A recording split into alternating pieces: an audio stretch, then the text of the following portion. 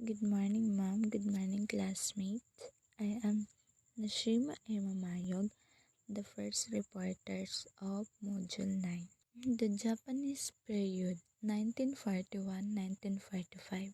Historical background. Between 1941-1945, Philippines literature was interrupted in its development when the Philippines was again conquered by another foreign country, Japan. Philippines literature in English came to a halt, except for the Tribune and Philippines Review. Almost all newspapers in English were stopped by the Japanese. Sa pagitan ng 1941-1945, naalanta ang panitika ng Pilipinas sa pag-unlad nito nung muling masakop ang Pilipinas ng ibang dayuhang bansa tulad ng Japan. Nahinto ang panitikan ng Pilipinas sa English, maliban sa Tribune at Philippines Review. Halos lahat ng pahayagan sa English ay napahinto ng mga Hapones. The weekly Liwayway was placed under strict surveillance until it was managed by Japanese, named Ishiwara. In other words, Filipino literature was given a break during this period. Mina wrote plays, poem, short stories, and etc. Ang lingguhang liwayway ay nilagay sa ilalim ng mahigit na pagbantay hanggang sa ito ay pinamahalaan ng Japanese na nangangalang Ishiwara. Sa madaling salita, binigyan ng pahinga ang panitikang Pilipino sa panahong ito. Marami ang nagsulat ng mga tula, maikling kwento at iba pa. Filipino poetry during this period. The common themes of most poems during the Japanese occupation was nationalism, country, love, and life in the various faith, religion, and the art. Ang karaniwang tema ng karamihan sa mga tula noong panahong Hapones is tulad ng mga nationalism, country, love, and life in the various faith, religion, and the arts. Three types of poems emerged during this period. The first is haiku, a poem of free birds that the Japanese like. It was made up to 17 syllables divided into 3 lines. The first line had 5 syllables, the second 7 syllables, and the last is 5 syllables. Ito yung tula na malayang taludtod na gusto ng mga Hapon. Ito ay binubuo ng 17 syllables or pantig, na sa unang linya ay may 5 syllables and sa pangalawa naman ay 7 syllables at ang last ay 5 syllables. Ito yung mga example ng haiku ni Gonzalo K. Flores. Tutubi, hila may tabak ang bulaklak nanginig sa paglapit mo. In English, dragonfly, you're falling a savor, the flowers vibrate when you approach it. The second example is Anya, elang damo sa tahimik na ilog halika sinta.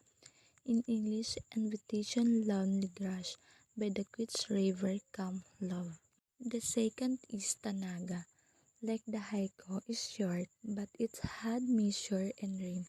Each line had 17 syllables, and it's also allegorical in meaning. Ang Tanaga ay tulad din ng haiku. Parehas silang 17 syllables, ngunit yung Tanaga ay may sukat at tula. Ang bawat linya ay may 17 syllables or pantig. At ang bawat pantig nito ay tulad lang din ng allegorical meaning. Example of Tanaga by Aldelfonso Santos. Palay. Palay siyang mahina, ngunit humingi yumuko, ngunit muling tumayo, nagkabunga ng ginto. In English, palay is a behaved palay who bowed when the wind blew but stopped up again and bore gold. The last is karaniwang anyo, like those mentioned earlier in the book beginning chapter of this book. Ang karaniwang anyo ay tulad lamang sa mga naunang nabanggit, tulad ng haiku or tanaga. Parehas lang din silang may 17 syllables. This is the end of my report. Thank you. Good morning everyone, my name is Hasmin Tuda Mangambit and this is the continuation of the Japanese period 1941 to 1945. So first is Filipino drama during the Japanese period. The drama experienced a lull during the Japanese period because movie houses showing American films were closed. The big movie houses were just made to show stage shows. Many of plays were reproduction of English play to Tagalog. Noong panahon ng Hapon, nakaranas ng katahimikan ng drama dahil sarado ang mga pelikulang nagpapalabas ng mga pelikulang Amerikano. Ginawa lang ang malaking movie houses para ipakita ang mga palabas sa entablado. Marami sa mga dula or piniplay nila na ay pre-production ng mga dulang Ingles na piniplay sa Tagalog. So, ang ilan sa mga translator nito or tagasalin ay sina Francisco Soc Rodrigo, Alberto Concio, and Narciso Pimentel. They also founded the organization of Filipino players na pinangalan ng Dramatic Philippines. Ang ilan sa mga manunulat ay sina Jose Ma Hernandez, wrote Panday Pera, Francisco Soc Rodrigo, who wrote Da Pula sa Puti, Clodoaldo Del Mundo wrote Bulaga, an expression in the game Hide and Seek, Julian Cruz Balmeceda wrote Sino Ba Kayo Dahil sa Anak, and Higante ng Pat. Dive into the Filipino short story during the Japanese period. The field of short story widened during the Japanese occupation. Many wrote short stories. So, nung panahon ng Hapon, lumawak ang larangan ng maikling kwento. Marami ang nagsulat ng short story. Ang ilan sa kanila ay sina Brigido Batong Bakal, Macario Pineda, Serafin Ginigundo, Liwayway Arcio, Narciso Ramos, NVM Gonzales, Alicia Lopez Lim, Ligaya Perez, and Gloria Guzman. The best writing in 1945 were selected by a group of judges composed of Francisco Icasiano, Jose Esperanza Cruz, Antonio Rosales, Clodoaldo Del Mundo, and Teodoro Santos. As a result of this selection, the following got the first three prizes. So, ang pinakamahusay na sinulat or pinakamagandang sinulat noong 1945 ay pinili ng mga judges. So, ang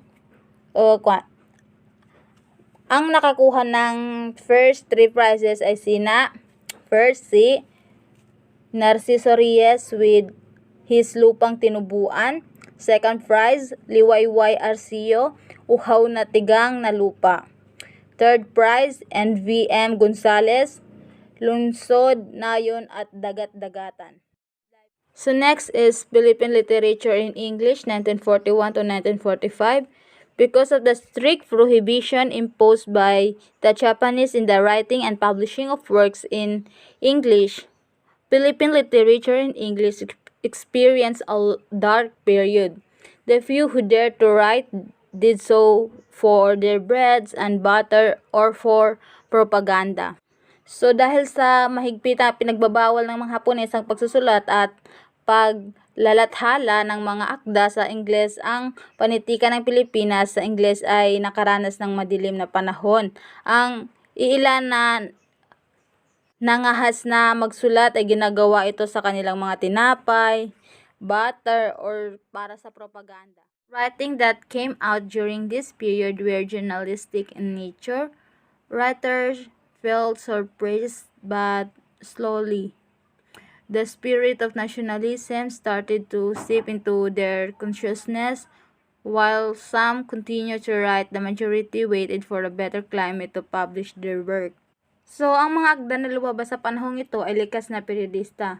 Nadamay ang mga manunulat na pinigilan pero dahan-dahan nagsimula na tumagos sa kanilang kamalayan na ang diwa o spirit ng nasyonalismo. Habang ang ilan ay patuloy sa pagsusulat, ang karamihan ay naghihintay para sa isang magandang klema upang maitalata o mai-publish ang kanilang mga gawa. Noteworthy writer of the period was Carlos P. Romulo, who won the Pulitzer Prize for his bestseller, I Saw the Fall of the Philippines, I See the Philippines Rise, and Mother America and My Brother Americans.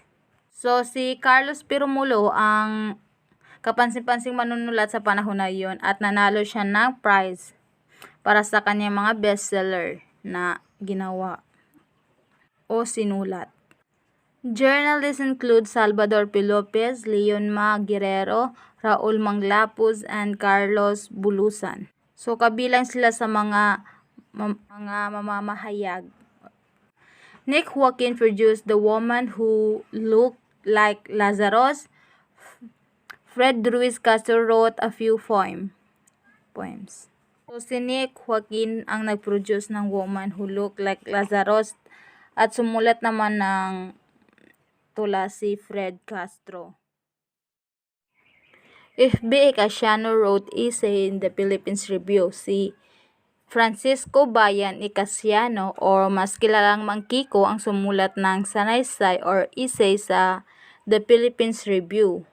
Carlos Bulusan's work include The Laughter of My Father, 1944, The Voice of Bataan, 1943, Six Filipino Poets, 1942, among others. Alfredo Litiatko published with Harp and Sling, and in 1943, Jose P. Laurel published Force That Make the Nation Great. The Commonwealth Literary Awards give prizes to meritorious writers.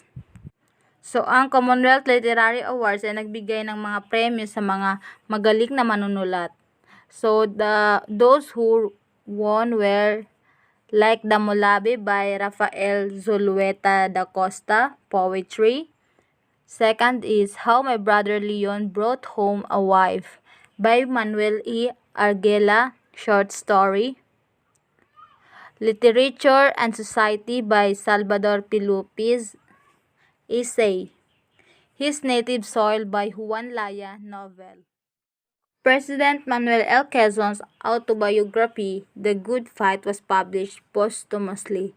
So, ang sariling talambuhay ni Pangulong Manuel Quezon na The Good Fight ay naipublish pagkatapos ng kamatayan nito. The radio broadcast echoed the mingled fear and doubts in the heart of the people. Pag-broadcast sa radio ay umalingaw sa nakahalong takot at pag-aalinlangan sa puso ng mga tao. Other writers of this period were Juan Colas, 1944, Tomas Confessor, 1945, Roman de la Cruz, and Elisa Tabunar. So sila ay kabilang din sa mga manunulat ng panahong iyon. And that's all. Thank you.